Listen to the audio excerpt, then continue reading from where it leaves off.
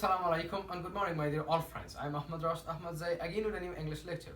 To start with the name of my children, most gracious and most merciful. My dear all friends, as you all can see, that today we're going to talk about the pronunciation of S at the end of our words. Also, we can say that the pronunciation of S, ES, and also IES when they come at the end of our nouns or at the end of our verbs for third singulars in simple present tense. But before talking about all the definition or the explanation or all the declaration of our today's lecture, I want to ask you all to like and subscribe my YouTube channel and not forget to press the bell icon to receive all the notification of my new videos. Okay, my dear all friends, as you all know that we use S, ES and also IES at the end of the verbs while the subject pronoun or he, she, it in simple present tense. Also, when we want to change the singular nouns into plural forms, or when we are going to pluralize the nouns, on the time we need to add an S, ES and IES at the end of them. Okay, when we're adding S and ES and also IES at the end of our nouns or verbs, how should we pronounce them?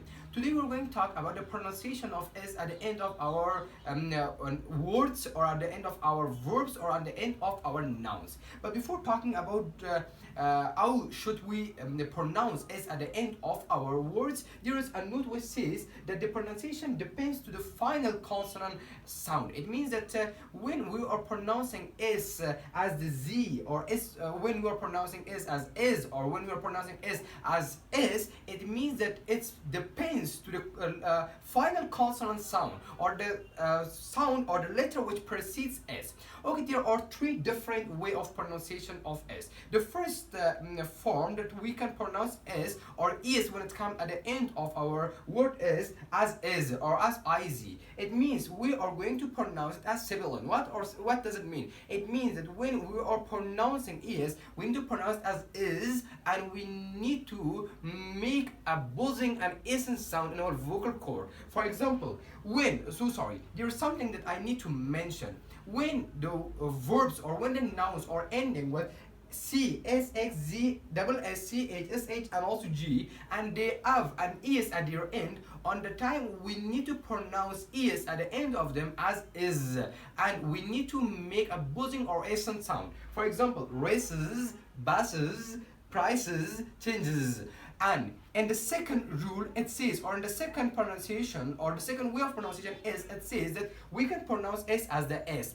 And we need to mention this pronunciation is called voiceless sound. What does it mean? Voiceless means when we are pronouncing S at the end of our words, it means that there should not be any vibration in our vocal cord. For example, when it comes after P, K, T, F, P, H, and also TH, on the time we need to pronounce S voiceless. We should not produce any vibration in our vocal cord. For example, sleeps, books, and also graphs. We need to pronounce it as S, and there is no vibration in our vocal cord. And then the third way of pronouncing S at the end of our words or at the end of our nouns or verbs is pronouncing S as Z. And when just a word end with these letters and they get an S at their end, on the time we need to pronounce it as Z. For example, when they are ending with B, D, G, L, M, N, and NG, or V and also Y. For example, sings, bags, deals, dreams. Okay, my dear all friends, it was our today's lesson about how to pronounce S, ES, and also IES at the end of our words, or also we can say that S pronunciation.